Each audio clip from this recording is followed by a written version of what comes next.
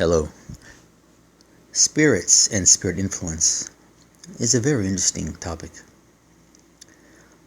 I believe one of the most underestimated factors influencing Earth is spirit influence. Just to give people a little context, when you pass, you do move into your spirit body. You do have a spirit body and a physical body, and they both exist in the womb. They're created by your parents. Every night when you go to sleep, you move into your spirit body. If you're aware of that action, then it's astral projection. If you're conscious when it happens, it's astral projection. Most people unconsciously astral project every night. They just, when they come back in, they don't have recollection of the experience. But your consciousness never, ever sleeps.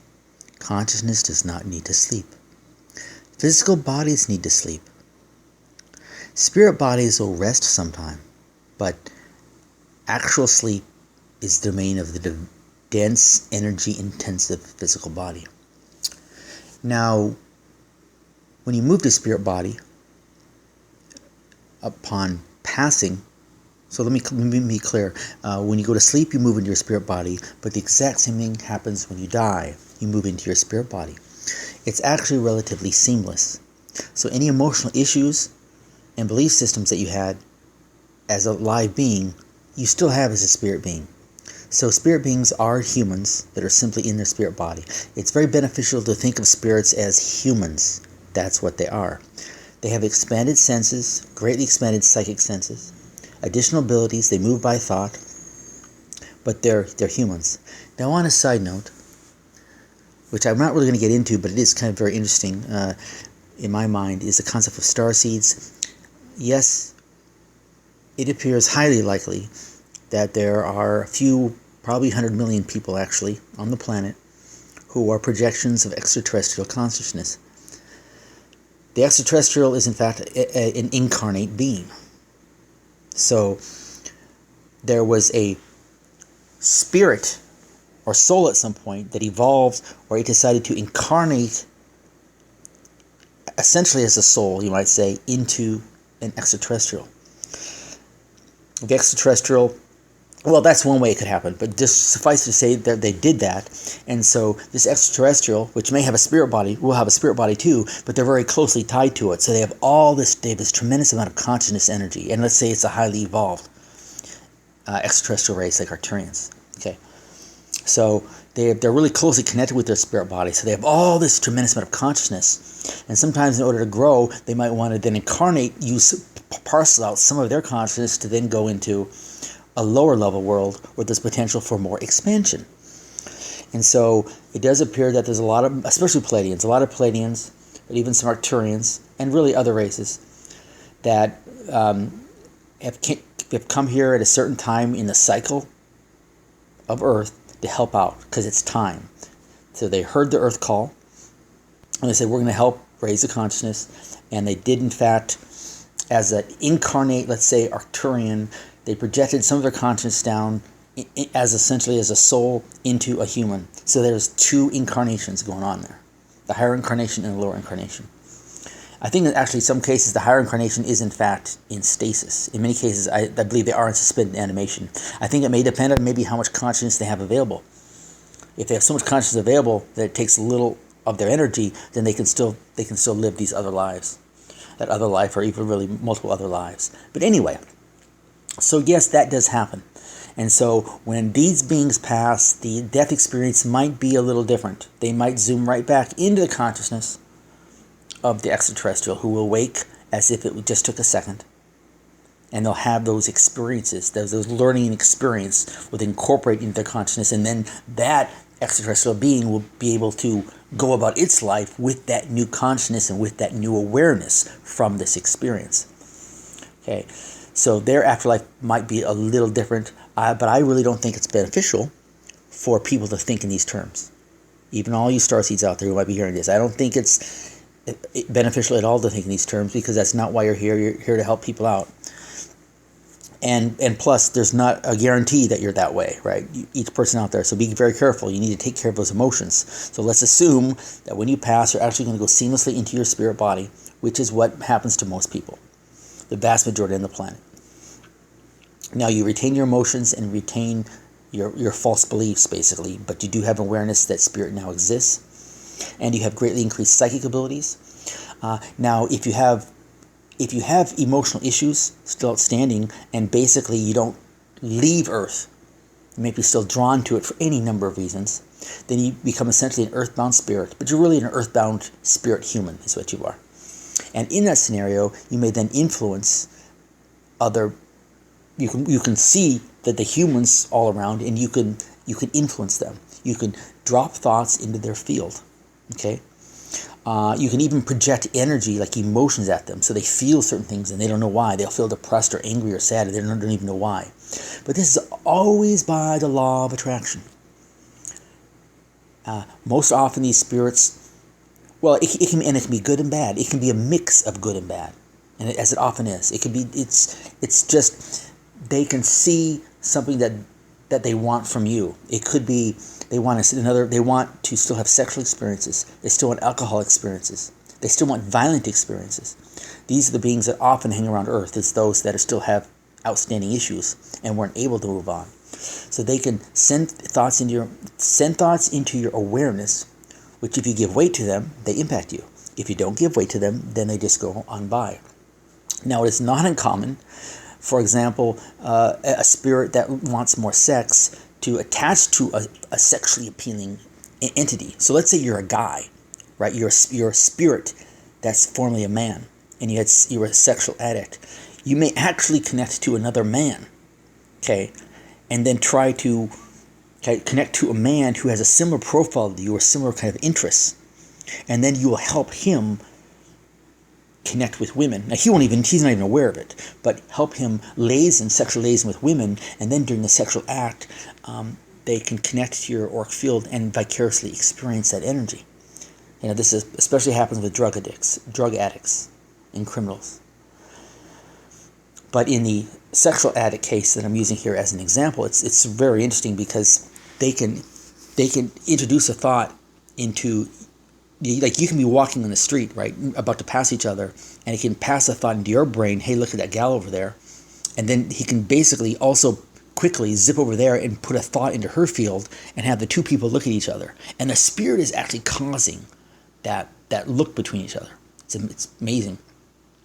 And why that woman? Well, because, again, he can feel you and sense you, so he get an idea that person might be compatible. You might see a gal who he can see is kind of in an aroused state or just is seeking or in a lonely state and is really open to it. And he also may know that, well, that's the kind of gal that this guy will be attracted to. And so he can try to create that liaison and then potentially even help out as they interact. If they then have coffee together, could potentially even drop ideas into their fields such that the conversation goes better. And then when the sexual event happens, he can latch right onto the field and just feel that same energy, similar energy, at least like what the guy is feeling and such, and have it over again. Just very interesting. So spirit influence is incredible. It's always by law of attraction. But let's talk about spirit guides for a second. Spirit guides happen the same way. A lot of people do not have spirit guides. Why? Because they have no spiritual inclination. They're not pursuing a spiritual path. But guess what? The moment you start thinking about the subjects, whether you're 17 years of age, 22, 35, it doesn't matter. The moment you start seriously contemplating it, guess what happens? You actually have a spirit guide, because it's a spiritual universe. A spirit guide will be assigned to you, but ultimately there's an attraction component. You'll attract a spirit guide, okay, who may be assigned, but it's the same thing, okay? You'll attract a spirit guide into your existence. Now, if you're a spiritually elevated person, you're going to have a very high-level you'll have a very high-level spirit guide. And it's important to understand that spirit guides respect your free will. Okay? They respect your free will. So this is just, again, kind of just an interesting side note about spirit influence and how tricky and wonderful and freaky and scary can all be. You can have a very high-level spirit guide. And then, but because you do have you have some other issues, a medium-level spirit that maybe has good and bad intentions simultaneously may come on by, be attracted to you, and say, hey, and start interacting with you in a more direct way. So let me say that high-level spirit guides respect your free will. So they will generally be less chatty. Okay, they're not going to be pummeling you with ideas and symbols. They're going to do it gently and lightly and to try to guide you, respecting your free will to say yes or no. You're the determinant, not them. But if you have a desire to be told, to be bossed around, I'm just putting it blatantly, it could happen in many other ways, but some kind of unique emotional attribute you have, you might attract a middle level spirit that has good and bad intentions.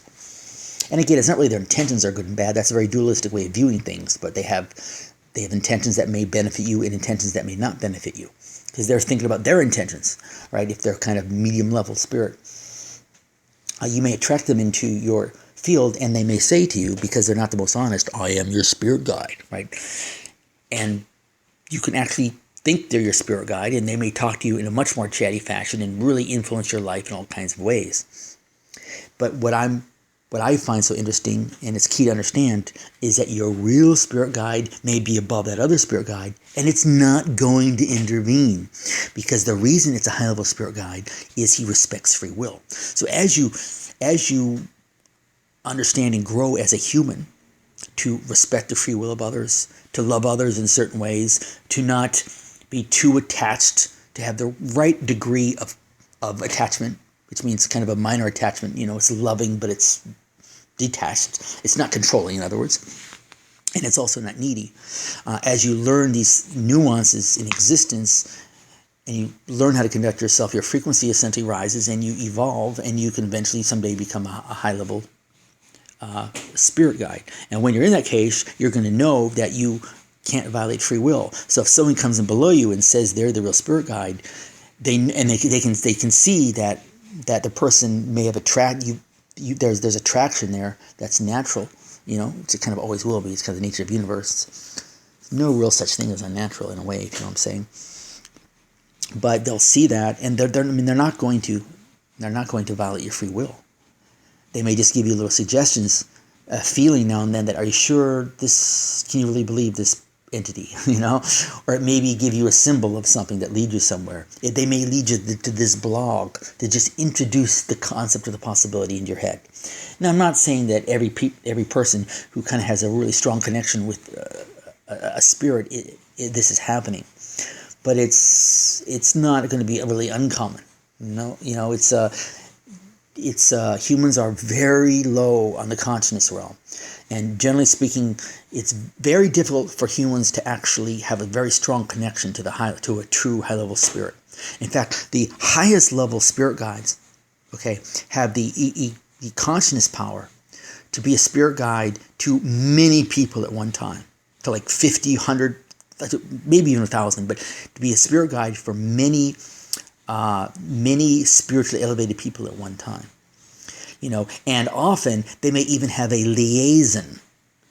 So the spirit guide, there'll be a middle level spirit guide, which is in fact in this case it's a good spirit guide. Let's say it's not one that has any kind of malicious intent. They may actually have an liaison between you and them. So it's just a very rich and dynamic realm. Ultimately, the person who is the key determinant of this relationship is always the human being, because the human being has free will. So it's important to understand that. So it's all about your will. It's really all about you. I hate to say it's all about you. So you have all these spirits around you, depending upon your state, right? Once you clear out your emotional fields and you have no freaking issues, you are not going to have any negative spirits around. It's just not going to happen, because there's no weakness. There's no attraction to you, because cannot be exploited. This is why the whole thing about creating like spheres to protect yourself and things like that stuff can actually sort of help, because it temporarily it can help, because those thought forms can let out frequencies of energy that are I guess difficult and annoying to negative spirits, right? But the reality is that'll eventually fade if you're not focused on it all the time, and it's really all about your emotions. So that's why people who have really done great spiritual work and cleared out all their dark shadows, they don't need any freaking circles of light protecting them. I mean, you don't need, excuse my language, you don't need shit protecting you, okay? If you clear out your freaking auric field, you're strong as an ox, and they can all see it, and they're not even going to see it. They're not even going to see you. They're not never even going to be attracted to you. They're just not going to be around, okay? Now, do I have spirits around me? Oh, I know I do. In fact, the first time I recorded this is my second time recording this one because I just didn't like the first one. A spirit popped in my field while I was recording it. But I know I have spirits around me.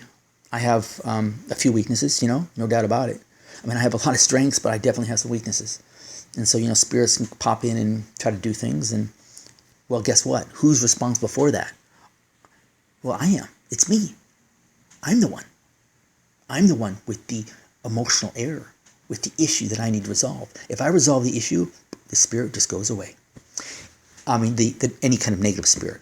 Not your spirit guide. Your spirit guides will hang out there and just guide you along to higher and higher heights. In fact, actually, if you evolve enough during an incarnation, there may be a swap of spirit guides because you fulfilled the need in the relationship with one, and then another one comes in. Not only that, but there's different kinds of spirit guides because there's two kinds of love. A lot of people don't know this. There's two kinds of love.